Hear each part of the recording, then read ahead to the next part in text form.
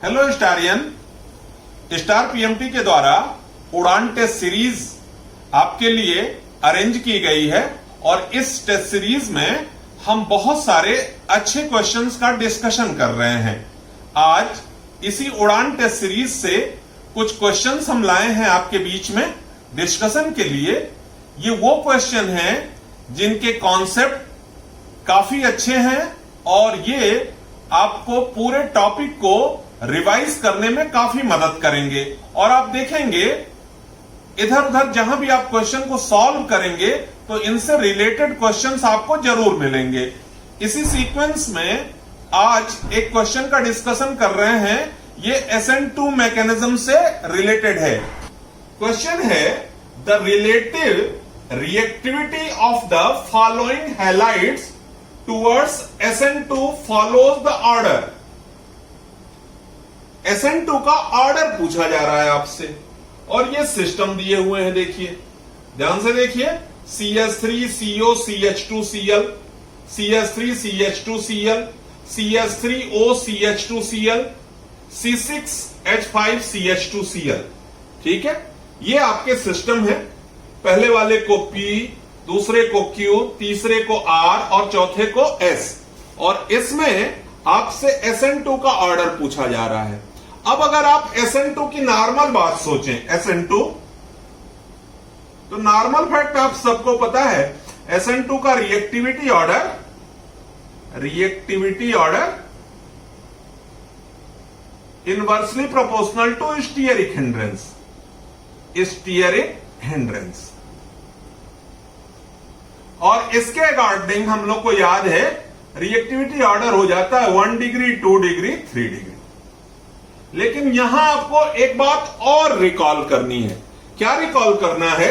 SN2 में सोचिए आप इस तरह का सिस्टम हुआ करता था। सपोज दैट हम एक बहुत सिंपल सा एग्जांपल ले लें, CH3Cl। तो ये CH3Cl,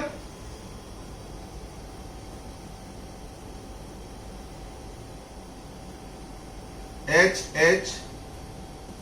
अब इसकी मैकेनिज्म में सोचिए, आप कहते थे कि न्यूक्लियोफाइल इस Cl के अपोजिट डायरेक्शन से अप्रोच करता था। तो ये nucleophile suppose that OH minus इसके जस्ट अपोजिट डायरेक्शन से अप्रोच करता था और ये हमारा ट्रांजिशन स्टेट बन जाता था, ट्रांजिशन स्टेट। और यही फिर हमारा प्रोडक्ट में बदल जाता था। ये फिर इस तरीके से चेंज हो जाता था, OH H। ये आपका प्रोडक्ट बन जाता था। Cl के जस्ट अपोजिट डायरेक्शन में OH अटैच हो जाता था, वाल्डन इन्वर्जन हुआ करता था। अब इसमें थोड़ा सा आप लॉजिक डेवलप करो। अगर किसी तरीके से इस कार्बन पे थोड़ा सा पार्शियल प्लस बढ़ जाए, थोड़ा सा पार्शियल प्लस आ जाए, तो क्या होगा? OH के आने की टेंडेंसी बढ़ जाएगी, तेजी से अट्रैक्ट होगा। अगर OH में थोड़ा सा पार्शियल प्लस आ जाए तो ये OH तेजी से अट्रैक्ट होगा और ऐसे में ये Cl तेजी से बाहर जाएगा, मतलब इसकी लीविंग ग्रुप टेंडेंसी बढ़ जाएगी। तो ऐसे ग्रुप जो पार्शियल पॉजिटिव क्रिएट करेंगे वो रिएक्टिविटी को बढ़ा देंगे। अब आप देखो यहां पर इस सिस्टम में ध्यान दो, पहला वाला सिस्टम ये टूटेगा। इस कार्बन को देखो आप, CO ग्रुप, CO जो है ये कैसा है? -I। तो इस कार्बन क्लोरीन बॉन्ड में ये -I पार्शियल प्लस क्रिएट करेगा जिससे न्यूक्लियोफाइल तेजी से आएगा। तो CO -I। यहां पर ऐसा कुछ नहीं है, ये CH2, ये CH3, ये नॉर्मल है। यहां पर फिर देखो आप, ये CH2, ये CH3। तो ये जो आपका CO ग्रुप है ये भी -I है। ठीक है, और आखिरी में देखो यहां पे जो बेंजीन रिंग है ये इटसेल्फ -I है। तो तीनों इसमें -I है। अब सबसे तगड़ा -I कौन है? फर्स्ट वाला CO। -I में सबसे तगड़ा आपका क्या होगा? CO। उसके बाद इसमें कौन सा होगा? OR वाला, OCH3। और सबसे कम कौन सा होगा? ये फिनाइल, तो अब इसमें सबसे ज्यादा रिएक्टिविटी किसकी हो जाएगी SN2 के लिए? बिल्कुल सही, P की। उसके बाद किसकी हो जाएगी? R की, फिर S और फिर Q। तो आपका करेक्ट आंसर इसका क्या हो जाएगा? P, देन P के बाद R, then S, then Q। तो ये इसका करेक्ट आंसर हो जाएगा PRSQ। और पॉइंट आपको क्या याद रखना है? SN2 के रिएक्टिविटी ऑर्डर में अगर -I ग्रुप दे दिया तो -I रिएक्टिविटी को इंक्रीज कर देगा। क्लियर? पिछला क्वेश्चन जो हमने डिस्कस किया था वो उड़ान टेस्ट सीरीज 720 का एक इंपॉर्टेंट क्वेश्चन था जो हम लोगों ने अपने टेस्ट सीरीज के डिस्कशन में रखा था। अब इसी से मिलता जुलता क्वेश्चन एनटीए की टेस्ट सीरीज में था जिसको हम डिस्कस करने जा रहे हैं। तो आप देखिए इस क्वेश्चन को, ये एनटीए में दिया हुआ क्वेश्चन है, which one of the 2 iodine atoms will be more reactive in the SN1 and SN2 reaction. ये कोई सिस्टम दिया हुआ है, इसमें पूछ रहा है कि कौन से दो जो है सिस्टम SN1 और SN2 के लिए मोर रिएक्टिव होंगे। ठीक है, इसमें यहां देखिए एक आयोडीन यहां जुड़ा हुआ है इस टर्मिनल पे, किनारे पे, और दूसरा इस टर्मिनल पे जुड़ा है। इसको A बोल रहा है, दूसरे को B बोल रहा है। अब आप याद करें, जहां हम SN1 की बात करते हैं, SN1 की, तो SN1 की reactivity directly proportional to stability of carbocation. ठीक है, ये फैक्ट। तो यहां पर अगर हम SN1 देखें तो कोई समस्या ही नहीं है। आप देखो, ये कार्बन है, ये कार्बन है।